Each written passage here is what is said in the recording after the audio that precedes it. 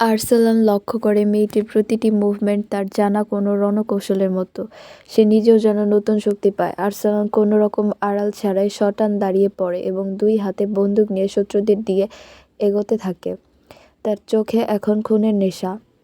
বুলেটের গর্জনে আর্সলানের হুঙ্কার মিশে এক নারকীয় পরিবেশ তৈরি হয়। একাই 4-5 জনকে গুলি করে দেওয়াল ঘেঁষে ফেলে দেয়। মেয়েটি যখন একজন হামলাকারীর গলায় ছুরি বসিয়ে দিচ্ছিল, আর্সলান তখন অন্য পাশ দিয়ে এসে মেয়েটির পিঠের সাথে পিঠ ঠেকিয়ে দাঁড়ায়। দুজনে মিলে এক দুর্ধর্ষ ডেড সার্কেল তৈরি করে। আর্সলানের শরীরের পেশিগুলো রাগে আর উত্তেজনায় কাঁপছে।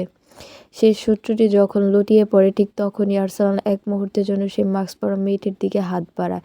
কিন্তু মেয়েটি অত্যন্ত চতুরতার সাথে একটা স্মোক গ্রেনেড ফাটিয়ে দেয়।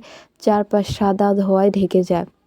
ধোঁয়া কিছুটা হালকা হতেই দেখা যায় আর্সলান একা দাঁড়িয়ে আছে। তার শার্ট রক্তাক্ত, সারা শরীরে বারুদের দাগ। পাগলের মতো আলভিরাকে খুঁজতে থাকে। ঠিক তখনই স্তম্ভের ওপাশ থেকে আলভিরাকে দেখতে পায়। আর্সলান দ্রুত সেখানে গিয়ে দেখে আলভিরা মেঝেতে পড়ে আছে। তার মেরুন বডিকন ড্রেসটা একটু ছিঁড়ে গেছে, চুলগুলো অগোছালো। আর্সলান টলতে টলতে আলভিরার কাছে এসে তাকে জড়িয়ে ধরে। আর্সলান আলভিরাকে পাজাকোলা করে তুলে নেয়। তার নিজের শরীর থেকে রক্ত ঝরছে, কিন্তু সেদিকে তার খেয়াল নেই। এরপর আলভিরা আর বোনদের নিয়ে দ্রুত হাসপাতালের দিকে গেল আর্সলান। হাসপাতালের করিডোরে আছে আর্সলান। আর্সলানের সাদা শার্ট এখন লাল রক্তে জবজবে ভেজা, কিন্তু তার সেদিকে ভ্রুক্ষেপ নেই। এক হাতে নিজের ক্ষতস্থান চেপে ধরে অন্য হাতে আলভিরাকে আগলে রেখেছে।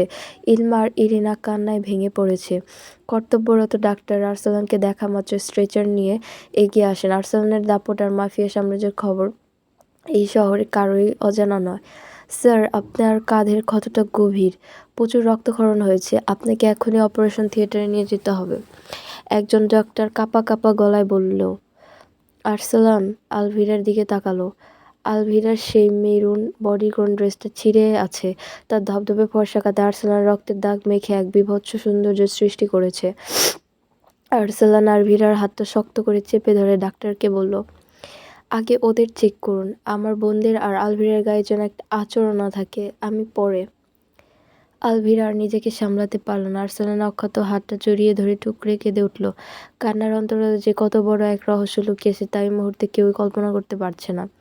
সবার অনুরোধে আর্সলানকে অবশেষে ওটিতে নিয়ে যাওয়া হয়। আলভিরা বাইরে একটা বেঞ্চে ধপ করে বসে পড়ল।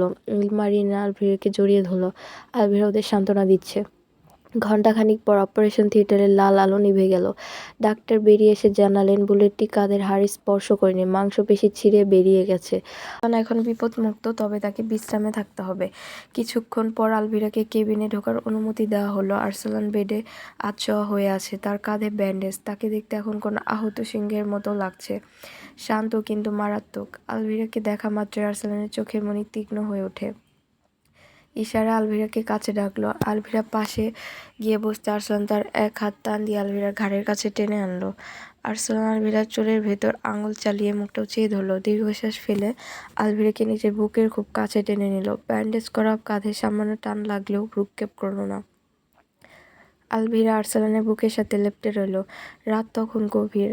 হাসপাতালের স্পেশাল কেবিনটা এখন নিস্তব্ধ। ইলমা আর ইরিনাকে ড্রাইভার বাড়িতে দিয়ে এসেছে, আর বাড়ির সবাই এসেছিল, তবে রাতে কাউকে থাকতে দেয়নি, জোর করে পাঠিয়ে দিয়েছে। কেবিনের ভেতর কেবল আর্সলান আর আলভিরা। আর্সলান চাইলে পার্সোনাল নার্স রাখতে পারত, কিন্তু সে সাফ জানিয়ে দিয়েছে আলভিরা ছাড়া কেউ তার ধারে কাছে আসবে না। আর্সলান আধশোয়া অবস্থা থেকে আলভিরাকে নিজের দিকে ইশারা করল। আলভিরা ভীরু পায়ে এগিয়ে যেতে আর্সলান তার হাত ধরে এক ঝটকায় বেডের ওপর বসিয়ে দিল। আর্সলান, আপনি জখম, এখন এসব করবেন না, ডাক্তার দেখলে রাগ করবে, আলভিরা অস্পষ্ট স্বরে বলল। আর্সলান এক বাঁকা হাসি হাসল। আলভিরা ভয় পাচ্ছিল আর্সলানের কাঁধের ব্যান্ডেজ নিয়ে, কিন্তু আর্সলান যেন আজ ব্যথাহীন এক দানব। আলভিরার মুখটা উঁচিয়ে ধরল। ঠোঁট দুটো আলভিরার কাপা ঠোঁটের ওপর নেমে এলো। প্রথমে খুব কোমল, যেন এক আহত সিংহ তার তৃষ্ণা মেটাচ্ছে। আলভিরা আর কোনো প্রতিবাদ করতে পারল না। আর্সলানের পেশিবহুল শরীরের উষ্ণতা তাকে আবার সেই মোহময় গহ্বরে তলিয়ে নিয়ে গেল। হাসপাতাল থেকে ডিসচার্জ নিয়ে আর্সলান আজ বাড়িতে ফিরেছে। বাড়ির সামনে সারিবদ্ধভাবে দাঁড়িয়ে আছে আর্সলানের সশস্ত্র গার্ডরা। আরসালান গাড়ি থেকে নামতেই তার মাথা নিচু করে সম্মান জানালো। আরসালানের কাঁধ এখনো ব্যান্ডেজ করা, কিন্তু হাঁটার রাজকীয় ভঙ্গিতে বিন্দুমাত্র দুর্বলতা নেই। এক হাতে আলভিরাকে আগলে ধরে বাড়িতে ভেতরে ঢুকলো। আরসালানের মা ছেলেকে দেখে দ্রুত উঠে এলেন, তার চোখে জল আর মুখে অস্বস্তি। তিনি আরসালানের কপালে হাত রেখে দোয়া করে দিলেন, তবে পাশে দাঁড়িয়ে থাকা আলভিরার দিকে তার দৃষ্টিও ছিল বেশ তীক্ষ্ণ। সবাই শান্ত হও, আমি ঘরে যাচ্ছি বিশ্রাম নিতে, আলভিরা আমার সাথে আসবে। আরসালান আর আলভিরা যখন সিঁড়ি দিয়ে উপরে উঠছিল, ঠিক তখনই সদর দরজার সামনে সামাইরা দাঁড়ালো। বাড়ির সবার নজর ওদিকে চলে গেল। পরনে স্লিভলেস টপ আর জিন্স, সামাইরা গটগট করে ভিতরে ঢুকে তার সানগ্লাসটা মাথার উপর তুলে নিল। তার তীক্ষ্ণ দৃষ্টি সোজা গিয়ে পড়ল সিঁড়িতে থাকা আরসালান আর আলভিরার উপর। আরসালানের আহত অবস্থা দেখে সামাইরার মুখে একটা কৃত্রিম উদ্বেগের ছাপ ফুটিয়ে দ্রুত সিঁড়ি বেয়ে ওপরে উঠতে লাগলো। আলভিরাকে প্রায় ধাক্কা দিয়ে সরিয়ে আরসালানের সুস্থ হাতটা নিজের দুই হাতের মুঠোয় নিল। ও মাই গড আরসালান, তুমি ঠিক আছো তো? লুক অ্যাট ইউ, কতটা রক্ত পড়েছে তোমার। আরসালান কিছুটা বিরক্তি নিয়ে নিজের হাত ছাড়িয়ে নিল। আমি ঠিক আছি সামাইরা। আরসালান, তোমার যত্ন দরকার এখন। সামাইরা যেই না আরসালানের কাঁধে স্পর্শ করতে যাবে, ঠিক তখনই আলভিরা বিদ্যুৎ গতিতে সামনে এসে দাঁড়ায়। আলভিরার শান্ত চোখে তখন এক অন্যরকম দৃঢ়তা। খুব ঠান্ডা মাথায় সামাইরার হাতটা মাঝপথে আটকে দেয়।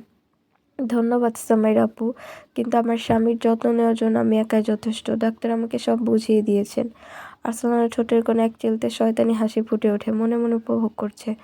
আরসালান কথাটি কেড়ে নিয়ে সামাইরার দিকে এক শীতল চাহনি দিল। আলভিরার কোমরতে হাত রেখে তাকে নিজের বুকের সাথে আরো লেপ্তে নিল।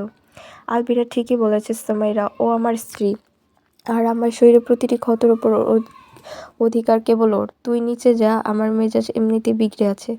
সামাইরা খুব অবজ্ঞার সাথে আলভিরার দিকে তাকালো। আলভিরা একদম শান্ত হয়ে দাঁড়িয়ে আছে। সামাইরা মনে মনে জ্বলে উঠল।